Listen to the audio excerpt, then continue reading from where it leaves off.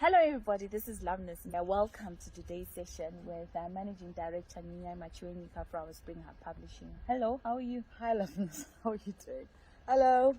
Yes, and so today we had to change what we're going to initially discuss because recently Nyunyai was part of the curriculum review launch. Can you tell us a little bit about that? Okay, before I tell you about the curriculum review launch, let me just for those who are joining us for the first time today, I'd like to introduce Spring Hub Publishing. Spring Hub Publishing is a publishing house and an edtech. So we are set apart as from the mainstream publishing that I think most people are accustomed to. Our payoff line is beyond just books, and that is exactly what we're trying to do. We are integrating technology into our textbooks and our learning materials. Yes. So talking to us, now answering her question. Yes. So yes, we were invited to a curriculum review launch last week.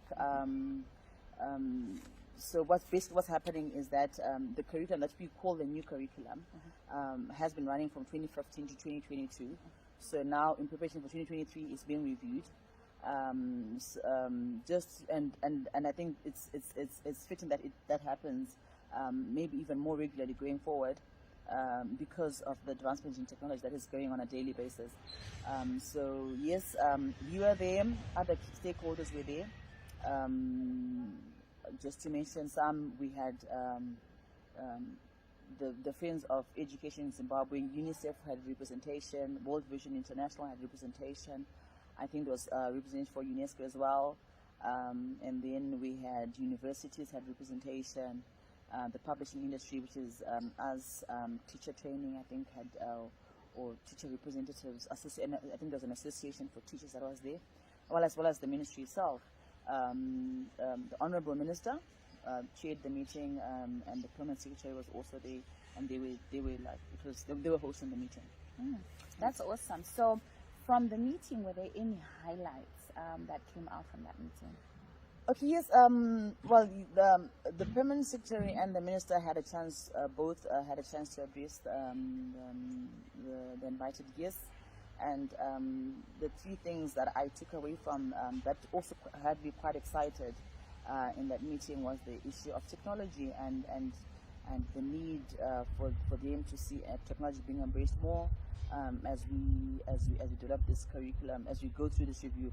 They were just basically setting the tone for the review and cutting out the work for us. So they talked about technology, then how they want technology to be given prominence as we look at this review. I also really got excited when both ladies asked for representation from stakeholders that ordinarily would not be a part of such a development. I think there was a call for CZI to have representation, because CZI as the employer of the learners for whom this curriculum is being developed. There was also a call for the Ministry of Labour to be there. I think at some point they were asking whether the Ministry of Higher Education was there. I think later on there was representation from the Ministry of Higher Education and from the universities. So that was for me, that got me excited, because remember last week when we spoke about what needs to be done for EdTech and the digital transformation the part that we need to then set out for us as a country, for us to have a successful digital transformation and EdTech integration into class. Was that it's not a one-man job. Spring Hub Publishing is a digital content developer, and that's basically what we do. But then for us to have a proper digital transformation path that is successful, we need to have other key stakeholders involved, and stakeholders that ordinarily would not be a part of that would need to be there. I'll just talk about the CZI. Their requirement to be there would be because of technology. There's now a great shift in terms of career paths. We're saying that last week, that it's no longer set which careers will be there in 5 years or which careers will be redundant in 5 years, what skills will be required in the next 5 years. But because industry is looking at it from a vantage point, and they're far ahead, they're at the end of the academic life of a learner. And they see what we probably won't see now, because they're the ones who are in this industry, and they're the ones who are seeing where their technology is going in terms of of development, we'd want them to be part of this curriculum development so that they play a critical role and their voice be heard as we try and develop this future fit. Because remember, we're talking about future fit, and their future is in the industry. So it is important that when you talk about future fit children, you bring the future here. Yes. Involve involve the future today. Yes. So that they then become future fit. So it that for me again was very, very critical, and I was grinning behind my mask when I heard the PMSEC and the minister asking for representation from these key stakeholders, and when it turned out that they were not in the meeting, they made a request that they be involved. So they will be involved, I'm sure, in the next as the review goes as the year goes on. The other thing that for me was very, very key was the talk of growth mindsets. The minister talked about growth mindsets. She talked about a Korean delegation that came through to Zimbabwe a few weeks ago, and they were talking about growth mindsets, and they were just talking about their Korean story and how they're incorporating growth mindsets in education. So for me, again, I was all smiles. I was really, really all smiles, because for us as Springer Publishing, the way we look at 21st century learning, not even the way we look at 21st century learning, but then that's the reality. 21st century learning is about growth mindsets. It's about problem solvers, and your problem solver would be a child with a growth mindset. So she spoke about it, and she was actually so she was also now just also guiding our thinking that as these stakeholders are now reviewing the curriculum, they'd want to see, as the government, as the ministry, they'd like to see those things being a part of the new curriculum or the whatever document we're going to produce out after these consultations. And just still on the growth mindset, what would you say is the difference between this growth mindset approach to education versus what we were doing? What was that called? Okay, so until recently, Loveness, I think there was this belief. Science has discovered that just like the way we talk about every child is born with a gift. I think science is also now saying that every child every brain has the capability of being intelligent. Wow. Yes, every single brain has the capability of being intelligent. And it's just how it is framed, and how it is how the mindset is fostered for a child to be intelligent or not. So the fixed mindset would believe otherwise. A fixed mindset will say, look, not everyone is intelligent. Some are born intelligent, some are not. And a fixed mindset would say some can do that, some cannot do that. A fixed mindset would work. It would work where we're coming from, where technology wasn't just revolutionizing everything. But now where we're going, where we want problem solvers, you want somebody with a growth mindset. A growth mindset says, look, I might not be able to do this yet. I'm not able to do this yet, but if I apply myself, I should be able to do it. That's what a growth mindset. So a growth mindset looks at a problem, which is what we say in 21st century is all about. Technology is like creating problems every day. Not problems, but I'm saying you can look at it as problems when things no longer work this way, because technology has now advanced and no longer work that way. A problem solver will say, okay, so it no longer works this way, and I don't know how to solve it yet because I haven't understood what needs to be done.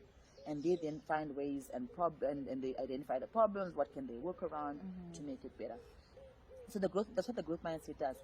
I was just reading an article, not an article. I was listening to TED Talk, and there's a guy who was making a presentation about some learning, a research that was done on learner outcomes for 15-year-olds. Well, in the European countries, and not just European countries, there was also Japan and Korea included in that research. And they were just looking at the trends of learner outcomes over a certain number of years. And what they discovered was that Japan and Korea had their learner outcome it was just on the rise, and it was rising steadily, yes. And amongst other things that they did to try to get their learner outcome to improve was inculcating the growth mindset in their children. You are saying that in Japan, if you ask 9 out of 10 15-year-olds whether they think they can be excellent, if they think they can be excellent in life. He says 9 out of 10 of them would say yes, I can be excellent. It just depends on my efforts. So that's what growth mindsets do. Different. It's different. So this child already is engineered for success, and they don't see any other variable except themselves. So they take themselves to task if they want to be successful. So that's what growth mindset does. It levels the playing field, and each child knows that, look, I am not as good as B simply because I don't think I've put enough effort. Right, yeah. So they just want to put in more effort. It also fosters the confidence in a child. It fosters creative thinking. It fosters critical thinking, because this child is engineered to look for solutions. Yes, yes. And this then again obviously fosters lifelong learning. Yes, because growth mindset, problem solving, 21st century skills, lifelong learning, those you can't separate them. You can't separate them. Yeah. And what would the growth mindset be like, or what's the impact of the growth mindset on our learners right now? Okay, let's try and talk about growth mindset and post-COVID pandemic. Yes. We've lost basically 2 years, right? Because of COVID, lockdowns, whatnot, schools closing, schools opening, and it becomes ever more critical at this stage. If you want to try and just salvage a part of the time lost, and salvage the future of these children, this is the most critical time in our human era to employ the growth mindset.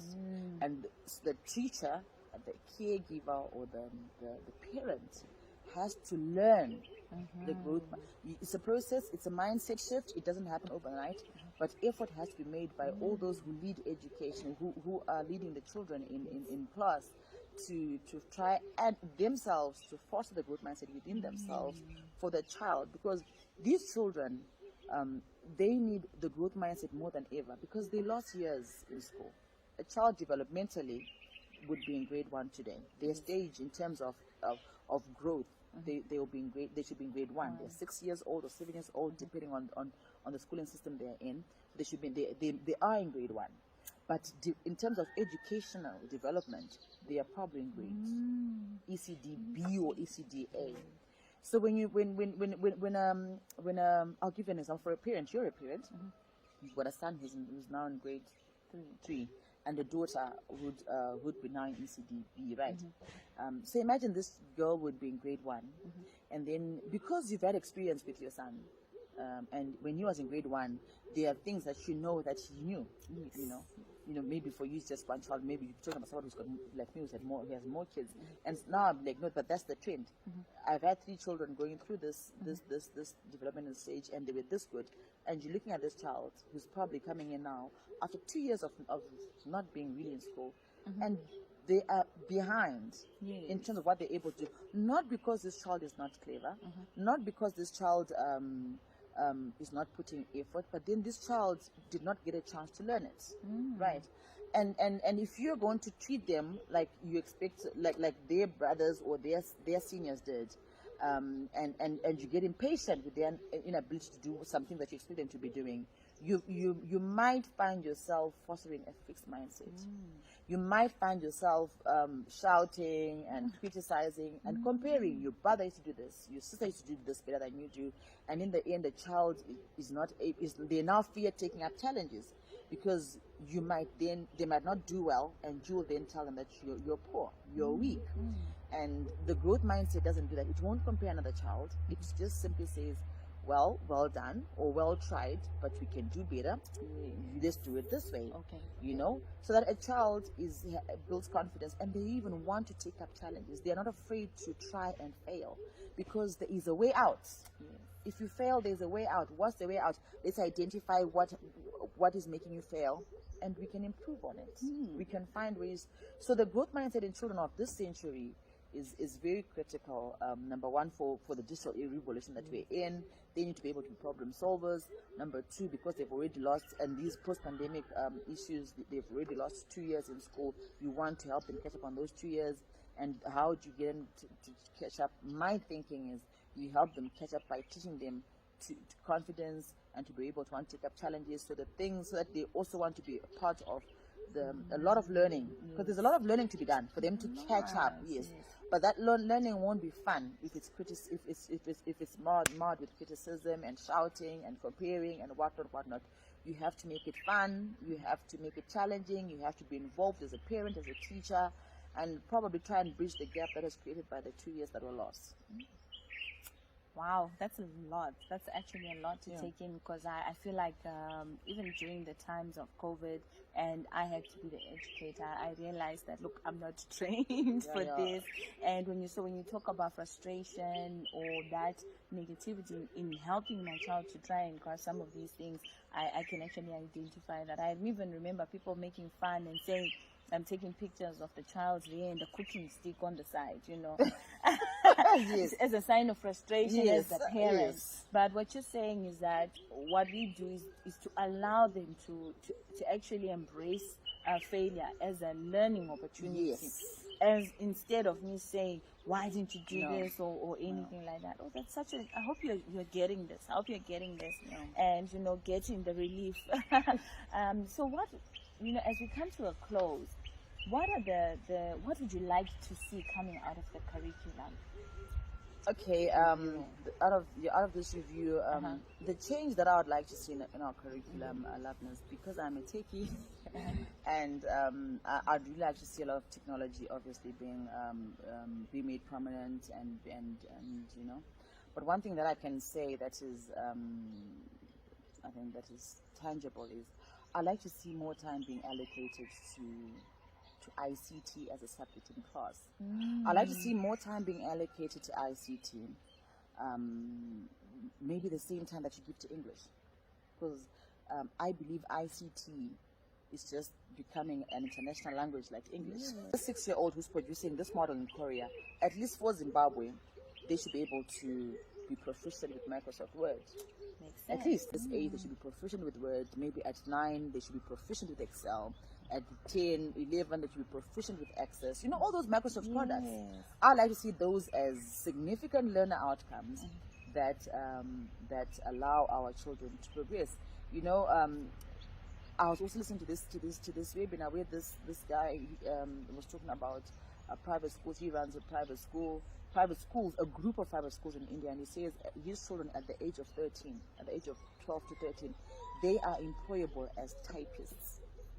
He makes that every child that comes out of his private school, when they go to our equivalent of Form 1, they should be able to, they must be able to be employed as a typist with the speed of a professional typist. So he teaches them the whole Microsoft Word package, the formatting, the what, and they type, and he measures their typing speed. Oh my goodness. So I think that's something that should be achievable for Zimbabwe. Yes, and as you're saying that, whilst I'm in also the digital marketing space, I realized that there are some skills that we used to feel like, okay, fine, I can have a specialist as like even the typing, but now they are a basic. They're a basic for any for any profession. So for me, I would really like to see prominence. Yes, I'd like to see ICT given the prominence that it deserves. And it gives time allocation that it deserves. I'd like to see learner outcomes and suggested activities and objectives that it deserves, and to show that as a country we do appreciate that technology is taking over. Wow. Thank you so much for this session. I think I've learned so much. I feel inspired. So if you're watching with us today and it's your first time and you feel like, you'd like us to explore more in terms of any of the subjects that we have discussed, or you've got questions or you've got contributions, please don't hesitate to get in touch with us. And thank you so much, Nyunyai Machiwenyika, for being with us today. And for those people who've joined us for the first time, we've got more sessions every Monday at 6 o'clock for the month of April. We'll be here sharing with you what we have in store for you. Otherwise, goodbye. Thank you for being with us. Thank you for being with us.